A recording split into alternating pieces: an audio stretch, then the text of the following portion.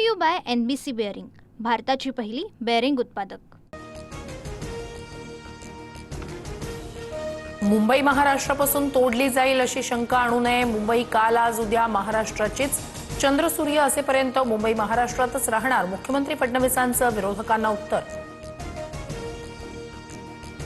आपल्या हक्काची मुंबई अॅनाकोंडा गिळायला निघालाय। अॅनाकोंडाऐवजी गांडुळाची औलाद उत्तर देते। उद्धव ठाकरेंचा पुन्हा एकदा अमित शहांसह शिंदेंवर जोरदार निशाणा।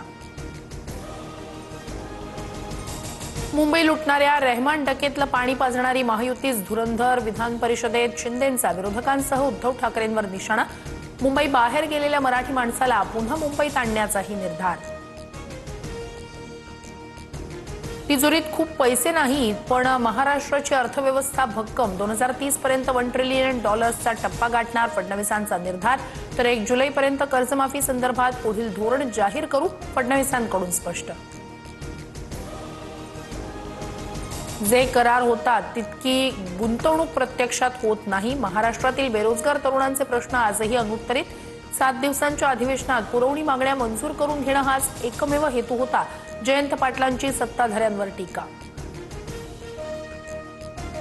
मुंबई महापालिका निवडणुकीआधी ठाकरेंच्या शिवसेनेला मोठा धक्का। तेजस्वी घोसाळकर उद्या भाजपमध्ये प्रवेश करणार, सूत्रांची माहिती।